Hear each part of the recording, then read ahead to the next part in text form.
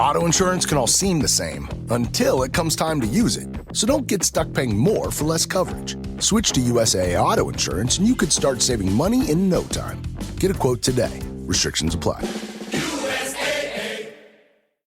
This episode is brought to you by Indeed. When your computer breaks, you don't wait for it to magically start working again. You fix the problem. So why wait to hire the people your company desperately needs? Use Indeed's sponsored jobs to hire top talent fast. And even better, you only pay for results. There's no need to wait. Speed up your hiring with a $75 sponsored job credit at Indeed.com/podcast. Terms and conditions apply. We talk a lot about motherhood and women's health on this podcast, so I'm really excited to open the chat up and to be focusing on the very important other halves, the dads. This week, I'm joined by Nigel Clarke, dad of 3, TV presenter, recognised by many little people from CBeebies The Baby Club. Dads are already thinking, okay, I want to be more supportive at home to my partner. I want to be more involved with my kids from a younger age. All these different things are totally new. What do you wish you'd known before you became a dad? Let's start at the very beginning. Expectant fathers, take it seriously from the start. Hi, I'm Pip and welcome to the Midwife Pip podcast, the home of expert information and real chats on all things pregnancy, birth and beyond. Now, we talk a lot about motherhood and women's health on this podcast, so I'm really excited to open the chat up and to be focusing on the very important other halves, the dads. This week, I'm joined by Nigel Clarke, dad of 3, TV presenter, recognised by many little people from CBeebies The Baby Club, founder of Dadvengers, and a man on a mission to bridge this gap and ensure that dads, their needs and roles are brought to the forefront of the conversation. So welcome, Nigel, and thanks for letting me steal you away from all your super busy ventures. Wow, that was quite an intro. It does remind me of how busy I am when I hear all the different things that I'm doing, like put down like that. But yeah, it needs to be done. It needs to be done. It so does need to be done. And I feel like I'm like guilty as charged here because we do talk so much. I have so many female guests, so many mums, so many like female business founders, so much women's health stuff on this podcast.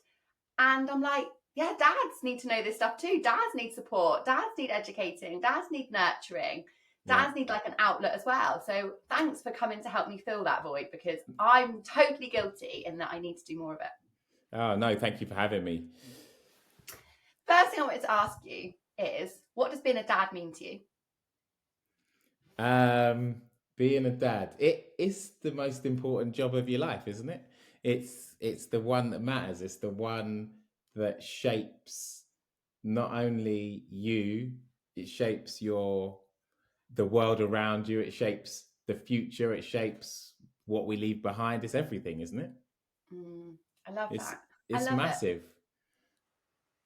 And I think, again, we talk so much about like the role of motherhood, and I just don't think we talk enough about the role of fatherhood. And I think in today's society, it's so difficult with like, you know, paternity leave being shockingly poor and all of those different, you know, pressures and pulls on dads. I think that sometimes understanding how you want that role to be for you and then being able to actually mirror and achieve that can be really tough.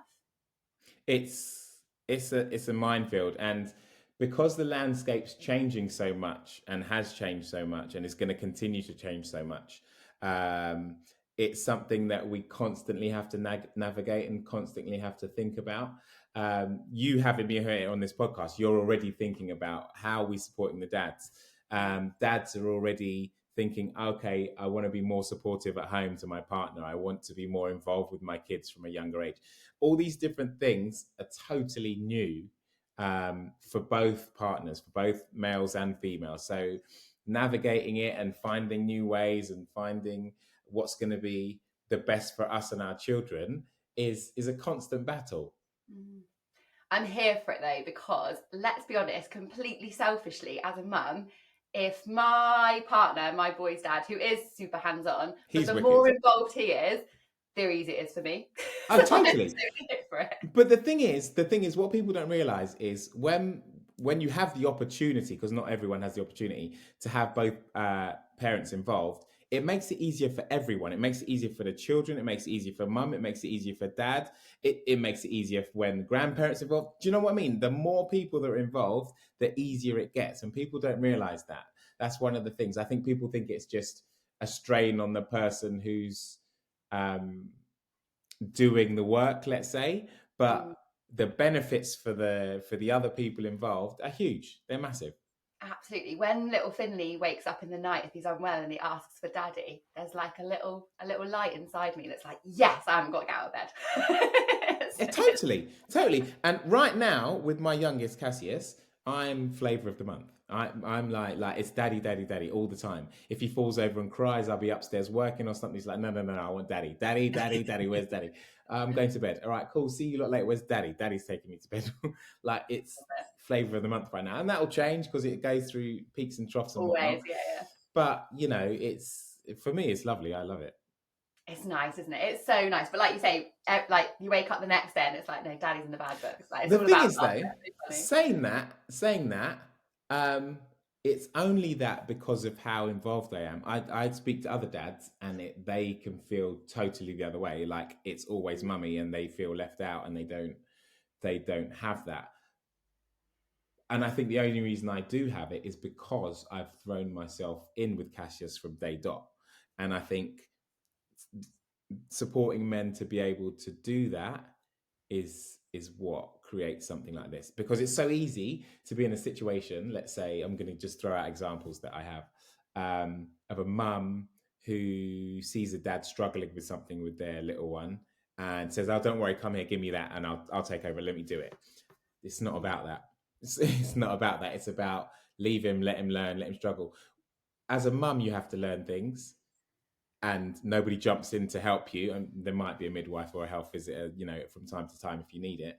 But like most of the time, you're going to have to learn something on your own. And I think that learning something and not having the help is something dads miss out on massively, which can be a massive foundation in their parenting journey. Yeah. Oh, I love that example, because I definitely did that at times with our first, particularly around bedtimes. I remember when we tried to transition away from me doing bedtime to James doing more of it, and a few times where I'd hear him crying and be like, oh, I can't bear it, I'll just do it. And actually he was like, that's really undermining to me. Like, actually, I've got this. Like, leave me alone. Yeah. Let me struggle it out. Like, the first week might be horrific, but like a week or two down the line, suddenly it's like, okay, hold on, he doesn't want mummy anymore. Yeah. Because babies they adapt quickly as well. They adapt. Absolutely. But like you said, Nigel, like, you completely threw yourself into like fatherhood in the early days. I remember seeing videos of you like in the middle of the night pacing the streets in a carrier, and I've seen you at the baby show like with all the kids there, like totally throwing yourself in. Talk to me about your bonding journey. What's that looked and felt like to you? Because I know that's something that dads really worry about. Yeah, like I said, the bonding journey is massively important. And in the first few weeks, months, I'm not going to lie, it's going to be a little bit harder for dads to bond. But that doesn't mean they can't bond. It means that they have to throw themselves into anywhere that they can bond. To give an example, if your partner is breastfeeding, that's a lot of time. We all know that can be 6-7 times a day, between 10 minutes and an hour a time. So that's a lot of a baby's time that's going to be spent with mum. So to be able to be a father that gets to do burping, gets to do bathing, gets to do anything where they can interact and bond with their child, and to actually throw themselves in it, and to not just do the act, because it's easy to change a nappy, let's say, and just change a nappy. When you're changing that nappy, you've got to be talking to your baby. Say you had a bad day at work, you've gone back to work from paternity leave, you're 3 weeks into this, you're doing a nappy change. You don't do that nappy change in silence. You do that nappy change. Tell your baby about the day you had. It doesn't need to be the cliche, oh, you need to sing a nursery rhyme, though singing nursery rhymes and interacting in that way with your children is hugely important and hugely beneficial. Babies will just listen to your voice. If you've had a really bad day at work and you're like, oh, Dave at work was being a little bit silly today, and your baby's going to be listening and feeling you and getting to know you and feeling your energy, what it's like at that moment. So I think men need to remember that and take advantage of every opportunity they get. My brand new book, Midwife Pip's Guide to a Positive Birth, is now available. So much more than a book, this is a guide that allows me to hold your hand through your birth preparation journey. With over a decade of experience and knowledge packed in to ensure you really are empowered in the way you deserve to achieve a positive birth, regardless of the twists and turns that crop up. Make sure that you get your hands on Midwife Pip's Guide to a Positive Birth book now and are empowered to have the birth experience that you deserve. Yeah, I love that. And I think something I always talk to dads about is the skin to skin stuff, because I think it's so often talked about with mums, and it's quite often talked about just in relation to like immediately post birth. But actually, I would say skin to skin is forever, for as long as you and your child want. And it's so great for dads as well. I remember when we had our first, every morning when Finley woke up, I would breastfeed him. And then he would go on my husband for a skin to skin cuddle whilst I like got up and dressed and showered and started my day. And it worked so well for us. And it meant they got beautiful bonding time. I could still breastfeed. And then before my husband went to work, I was like showered and fed. And that was just a massive win. Yeah, totally. I mean, skin to skin and just daddy chest time is absolutely incredible, and something that mummy can't do in the same way. And when I say that, what I mean is, especially if you're breastfeeding, the food's there. If you're doing a chest, if you're doing a baby on the chest, the food's there. Can you imagine sleeping on the dinner table? Like, you'd be like, no, let me eat. Let me pick at this. Let me pick at that. I want a bit of bacon. If you slept on the dinner table, you'd be constantly grazing. Whereas daddy's chest isn't the dinner table. It's like the bed. It's like, okay, cool. There's nothing to distract me here. I can't smell any delectable delights that I might want to eat right now. So yeah, it's a unique position that we're in. And I remember my chest was sleep spill. Anytime he was there, if we needed to calm him, that's the place. Oh, so similar in our house. In fact, Alfie actually co-slept with James, my husband, for months and months and months. Wouldn't co-sleep with me. I'd have to feed him, pass him to daddy, and then he'd co-sleep with him. Food's there. He knows food's there. He's like, yo, hold on, food's here.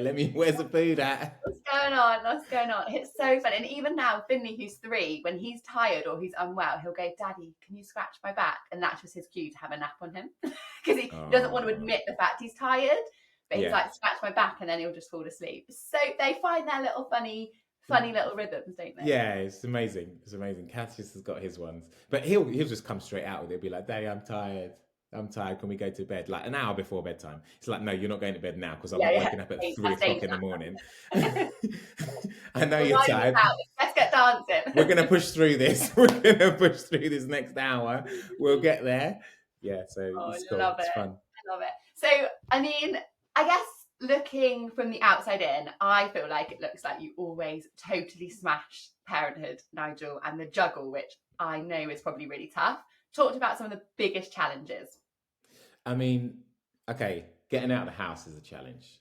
Just getting out of the house, like in a decent amount of time. An example, this morning, he goes to nursery for 3 hours, like 5 days a week. He'll go in the morning, 9 till 12, just so we can try and get some work done and do this bits and bobs. To get him out of the house, prepping him to get him out of the house, if you want to do it, you need to allow and get him some breakfast in him so that he's not going to be walking around nursery like. So he has some porridge in the morning. I mean, eating the porridge, that's half hour right there. That's half an hour right there, because you've got to heat it up. It's going to be too hot at first. Then, like, you don't want it to get too cut. Like, there's time. So, like, this morning, I've got a podcast at 9:15. He gets dropped to the nursery at 9. Like, that's a window right there. We got to 8:45, and it's like, right, we need to get out of the house now. And he's like, no, I want to look at this thing next to my shoes that I want to put. I haven't got time for this, mate. I haven't got time. So to get funny. him out. So that's the struggle. These are the struggles. And any parent who says they haven't like had a short temper and been like, no, we can't do that, raise the voice, we got to go, is lying, because that just sometimes it just has to happen to make things work. Otherwise, I'd probably still be at the front door trying to get him out right now Still be negotiating and not the here shoes. recording. Yeah, exactly. I wish we'd both videoed our mornings, Nigel, because that is insanely similar to mine. Just like the constant delaying tactics. We've got to read every single book on the bookshelf. We can't possibly leave a single one before we go. Oh, we had new shoes this morning, so we had to like talk all about the new shoes, and they had a bug on them. So then we had to go through all of Superworm and find where the bug was in the book. They're not Superworm shoes. I totally feel you. And I'm very much about bribery. I found that it's a great tool. Always. It is the key tool with children is bribery, and that goes on for a while. I think that go on till teen years. And I can still be bribed to do stuff. Like I'm still down for that. And they can still, and teenagers can still be bribed. It just becomes much more monetary once you get to teen. When they're younger, you can still use food, sweets, like promises to go places, things like that. Once you hit the teenagers, no, it becomes hard cash, cold, hard cash. Can't wait for those days. Like start saving for them now. Other than becoming an amazing briber and negotiator, what do you wish you'd known before you became a dad? That's an easy one for me, and it's kind of how Dadvengers is and why we are. Having other dads to talk to, experience it with, go through it with, support each other, have a space to do the dad thing as dads without, and this is no disrespect to mums, without mums around. It's just the space turns into a different space. They open up differently. They talk about different things. They feel less judged. They feel less nervous to try something new. They can learn things without people jumping in on them. It's just a different space. And until you experience it, I don't think you know the benefits of it. So I think that's why we have at Dadvengers such a difficulty engaging with us. Once they're there, then they're there. They come and they get involved. But getting them to walk through that door, as it were, and be there is because a lot of dads have over the years been trained and educated to think, no, you don't need help. You've got this. You're the patriarch. You're the one that everyone's going to be leaning on. So you don't lean on anyone else. So with that in mind, getting them to a point where it's, hold on, just come and try this out. You might like it, is the most difficult thing. And I think the biggest aid we have to do that is actually back to mums. It's about mums saying, no, you're going to this. I've booked you on this. You're going to this. Dad, this is nothing to do with me. I'm not getting involved. We're not going as a family. This is for you. This is for your bonding. This is for your feelings about yourself, like everything. Just go get involved and do this, because dads don't go and search for these things. They don't go looking for dad clubs.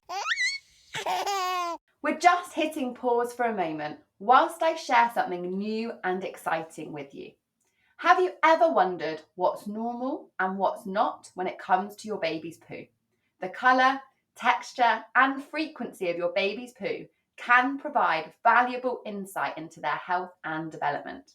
It can also help you determine when to seek advice from a healthcare professional. Club's new AI poo tool makes it easy to understand what your baby's poo might indicate. You can even upload a photo and the tool will analyse it to provide helpful information. You can check it out now at aptaclub.co.uk/baby/baby tools/poo tracker. And they probably assume it doesn't exist. Yeah, there's a bit of that as well. And there might not be one near them. But when they're involved in one, when they see what happens and how it benefits them with their relationship with their kids, with their relationship with their partners, the whole thing, then they see the value in it. it's us cutting those ties, isn't it, as mums, like actually recognizing that there's two of you Yeah. and leaning into that and allowing that to become a norm. And I guess from what you said there, that kind of find your tribe, but it's wider, isn't it? I know a lot of what you do is talking about mental health and actually lifting the lid on that. And, you know, I've got two sons, you've got two boys as well. We don't want them growing up in a generation where they feel like they've got to suppress their emotions. And ultimately, as parents, it starts with us, doesn't it? And actually demonstrating that and leading the way. Yeah, definitely. We have to be the kind of role models for our kids in this situation, and we want our kids. We always want our kids to parent better than we did, and we want to parent better than our parents did. So with this shift that I've been mentioning of men being more involved, yeah, our children need to see it. It's actually something I'm probably going to be talking about next week on Sky News or something. Is the amount of representation that we see specifically in the early years that's male. I think the statistics are that 84% of people in the early years space, like facilitators, are women. There's only like 16% that's men. And So interesting. yeah, it means that it means our kids grow up seeing that as a woman's role, or they're not used. So when a man is thinking about what they want to do with their lives or what space they want to be in, that doesn't even register, because they don't even think that that's a space that men are in or frequent, or do you know what I mean? So changing that narrative is massively important, hugely important. So actually, I remember when Finley was probably around 18 months, he had a real, like, I don't know if it was like a fear or anxiety around other men other than his dad. And when James and I reflected, I was like, actually, when we go to like mum groups, it's all mums. At nursery, it's all female teachers. So I was like, actually, he doesn't interact with any other men. So when we're suddenly at a birthday party and the dads turn up, he's like, are these people safe? Like, we really noticed that there was, and he behaved differently in front of men and women, even if he didn't know either. He just was different, and I was like, it must be because that was his social norm at that time. You don't see it. You don't experience it. That's why when I started doing the Baby Club, like one of the producers on there told me how important what I was doing was, and I didn't realize it until he actually spelled it out to me. He was like, "You don't realize you're making it men be seen in a space." So yeah, to have me doing a show like the Baby Club or a show like the Toddler Club, where it's like there's a guy leading this, there's a guy running the baby group. It's like, hold, it's normal to me now, but like at first people would have thought, whoa, hold on. And I still bump into it today.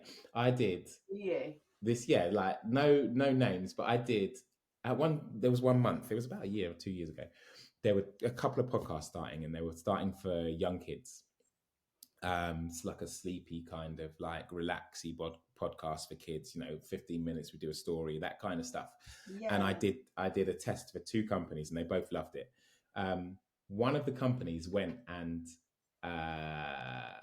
focus grouped it to like some mums and kids and whatnot, and they said, oh, we prefer it if it was a woman. And from that moment they got rid of me for that job, and that is now a show that's presented by a woman. Because people were like reluctant to change. They thought that they got preconceived ideas in their head. The dads can't do bedtime. Well, not even that dads can't do bedtime. Just that like this is what we're used to seeing. So don't upset the status quo. Yeah. What a shame, because actually that's a really exciting opportunity to do just that and create that shift and empower, male caregivers, male teachers. That's what we need. We need people making shows and things like that to go, hold on. No, that's what people want. That's what people used to. But hold on. If we give you this, and this is what happens all the time. You give something someone, and they go, okay, first time, second time, and then the third time, like, this is amazing. And we had a total sort of example of that was the second series of the Baby Club. We set up the Baby Club, and we had specific songs. We had our action song, our hello song, our goodbye song, all the things. We had our structure. Second series, I think in the first episode, we did a different action song, a new action song. Uproar. uproar on social media. Where's the action song? Da da da. Like, my kid was waiting for this. Oh my gosh, it was like, whoa, the world's falling apart. Cut to a week later, this new action song's amazing. Wow. And you're just like, yeah, we did a little bit of research into it. Like, we're not going to give you something that will, you're not going to like. You just need to like give it a little bit of time, trust. So yeah, there's a lot of that we're still fighting today. We hear so much, don't we? I think at school age about like women and girls getting into like science and typically masculine roles, and we kind of need to, I think, just listening to you talk, but we need to flip the switch a bit and do the same with boys and men and get them into those roles that were typically considered female. But we seem to just be doing that in one direction, I think, at the moment. Totally. It needs to happen in this early year space, and we need to reverse it in this space. I love it. Like, I talked about it all day because I just think it's so important. It's just so important.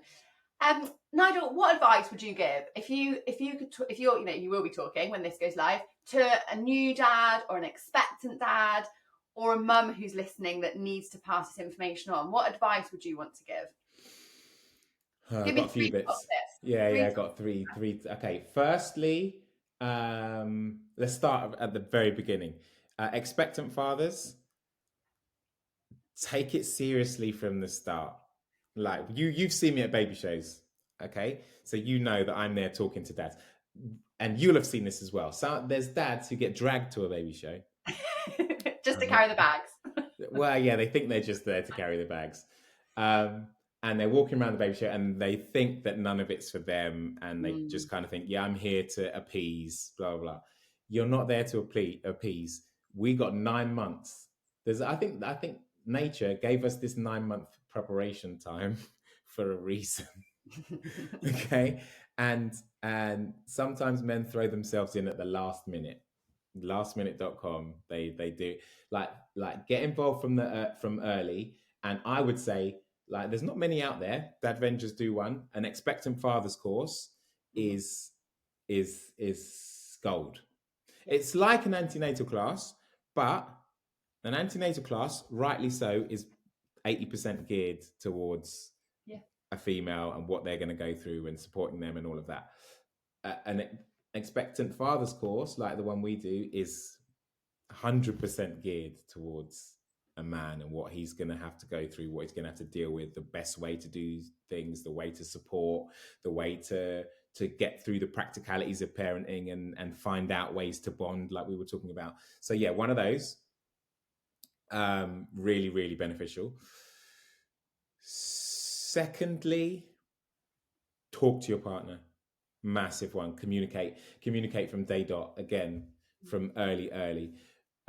We've all got parenting expectations that are there from the way we were parented. They might be wildly different to our partners. That doesn't matter that they're wildly different. What you don't want is to be finding these things out mid, I have not slept in 3 weeks, because the conversations don't go well. They and it's not because of like anything, but you are stupid tired. So yeah, have loads of conversations beforehand. That's hugely important. You'll thank yourself later on. And last but not least, try and spend that alone time with your child. Try and find the moments to learn you and your child and the bond you have. And that means taking yourself away from your space or finding time in your space where it's just you and your child. So yeah, whether that's going on walks and going to dad groups and going, or whatever, spend some alone time, or whether that's everyone out the house, it's me and baby, go and get your nails done, go and see your mum, go and do whatever you want to do, see your mates, go to the spa, whatever. Like, find that time for yourself. I love that. And honestly, like, as a mum and as a woman, there's nothing that brings me as much happiness as when our boy's dad goes, so right, I've got this. And I'm like, it's like you almost both sometimes need that permission to like do your own thing. And I think, again, that's communication is just so key, isn't it? That communicating what you need to thrive, what you need to survive, and actually what's going to allow dads to have that dad and baby bonding time, and then, you know, everyone's had that really important headspace. Yeah, definitely. Oh, Nigel, I could talk to you about this all day, but thank you. And to anyone listening who is a dad, is expecting a baby, wants their partner, if you're listening on someone's behalf, to get educated on what they can do to help them bond and to help support you so that you can thrive as a family, make sure you do check out Nigel's awesome work with Dadvengers. It's all linked in the episode description. Yeah. Thanks so much, Nigel. Thank you for having me.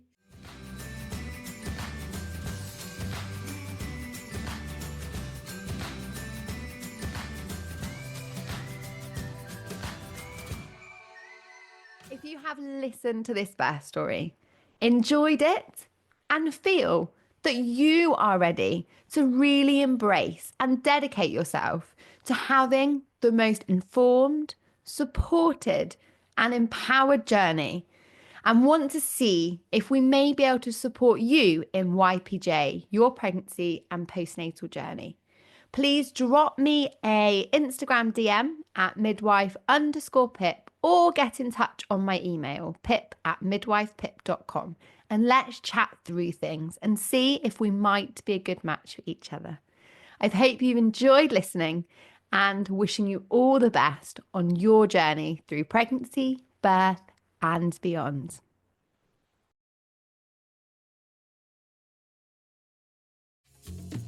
Unexplored catacombs buried beneath the city. A crumbling castle perched on a mountain peak. A top-secret government bunker. A cursed mansion cloaked in legend. I'm Sasha Auerbach. Join me and Tom Ward every Wednesday and Sunday as we reveal the mysteries and histories of abandoned places around the world and ask, where did everyone go? Brought to you by Like a Shot, makers of Forbidden History. Search for Where Did Everyone Go on your favorite podcast platform.